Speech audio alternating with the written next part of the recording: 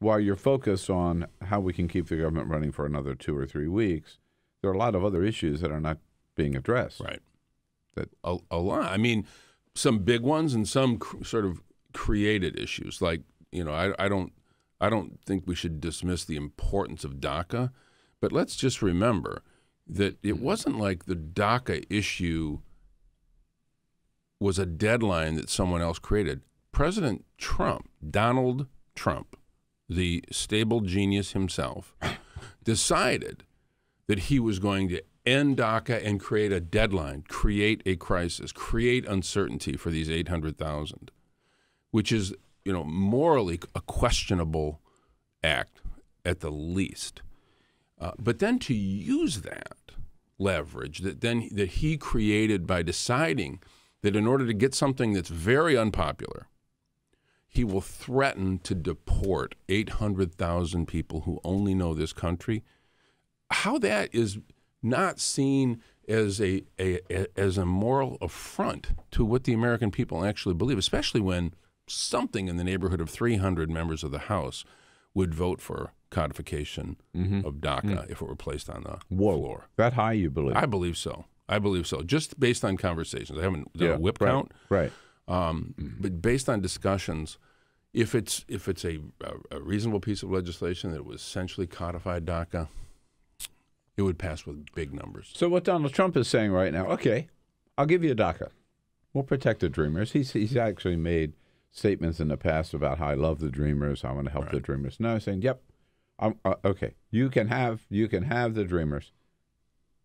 All I want is my price is $18 billion for the wall. Should Democrats make that deal?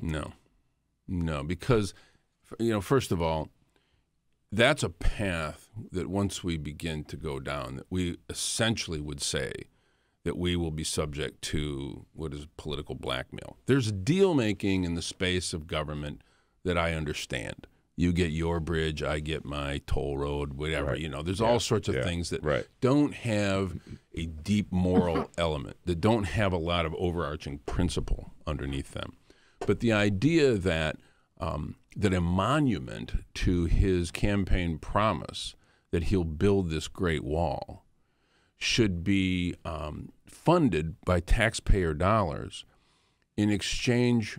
Because part of the promise was not only to build the wall, but to build the wall paid for by the Mexican government.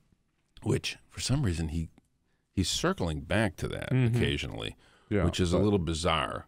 Yeah, because we know it's never going to happen. Yeah, maybe he's forgotten that. Who knows? But the idea that the kind of trade-off that is being proposed is a threat to 800,000 people. And let's be clear about what that threat is. It is a threat to deport them to countries that, for the most part, they don't know, they don't understand, in many cases don't speak the language. And they never lived in. And never lived in, except maybe as very young children. Right.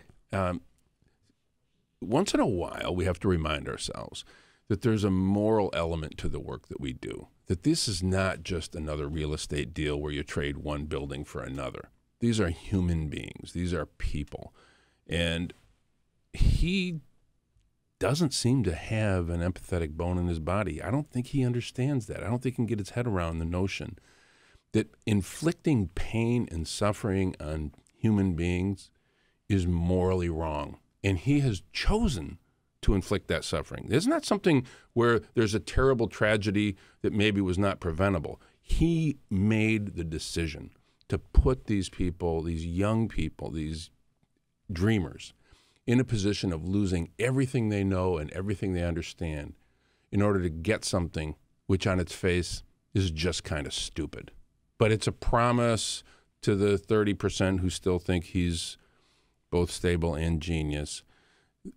And even many Republicans who represent border states say, well, the wall is really not exactly what we need. Do we want to have border security? Of course we do. Yeah. But the idea that we would have the Trump monument, the Great Wall of Trump, in order to sort of celebrate his bizarre, repeated campaign promises that there will be a wall built by Mexico, it's a wall too far.